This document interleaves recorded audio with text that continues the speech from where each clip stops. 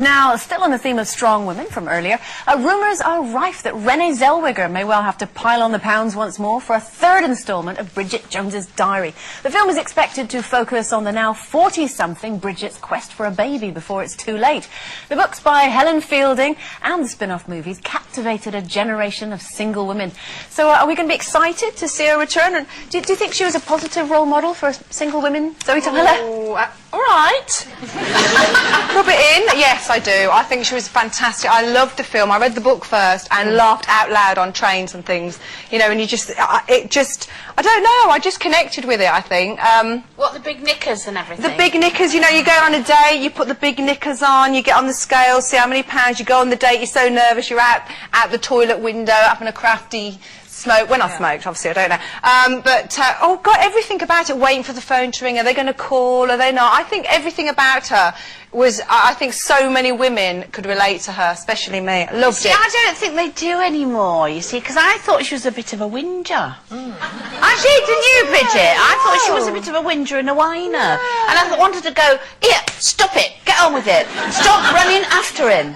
Just leave him alone. Go and find another one. Don't keep running after him. But it's what every woman thinks. What she was, you know, what Is she it, portrays. though? Every woman thinks. Well, everyone apart from you, darling, probably. Do you think it made her look weak then? I did a bit, yeah, because I don't think we're like that anymore, are we? Well, I think women are quite strong now and out there and up there and ready for it. Well, you know what I mean, don't you, Jane? I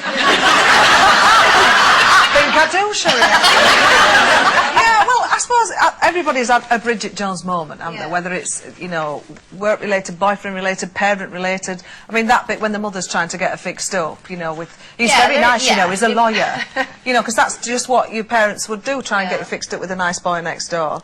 And then, you know, all by myself when he's dumped and she's on the sofa with the bottle of wine. Moment. I've done that a few times, I can tell we you. don't want to do it, do we? We don't want to be reminded of that moment. But then there's a great moment when she's on the bridge and she's what, and she's lost her way and she's got the collar up and she's like, yes, I'm over him. So we've all done that as well, haven't we? I must admit, I've not really been single.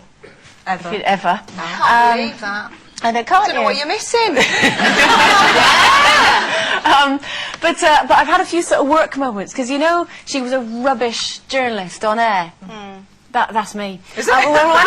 When I was at GMTV, I remember I was, you know, I was okay, and you know, doing the weather and all this sort of stuff. And I remember they started trying to sort of branch me out a little bit and try a few things. So they let me go to a film premiere.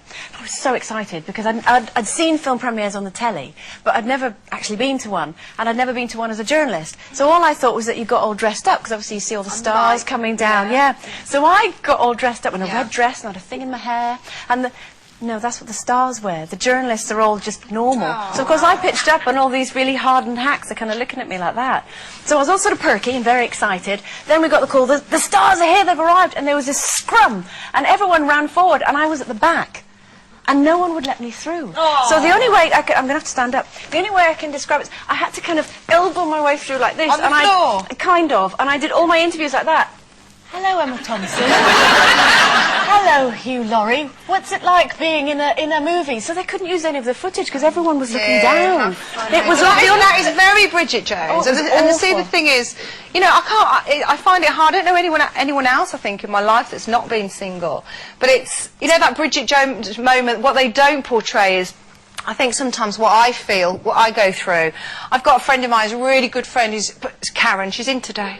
And her family embrace Jake and I, you know, and she'll phone me up and she'll say, oh, we'll go on a family picnic, don't you? I'll go on a family picnic, do you and Jake want to come?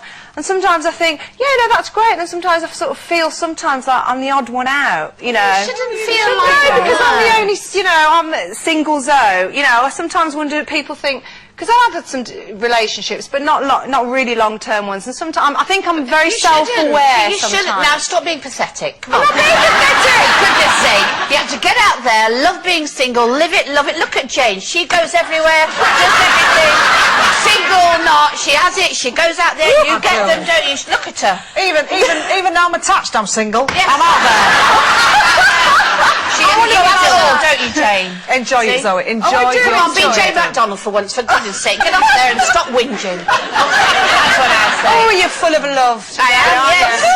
I'm a bit scared of you today, Sherrie. Quite What's right. happened? Stop whinging. You're all whinging. Be a slap. Look at Jane.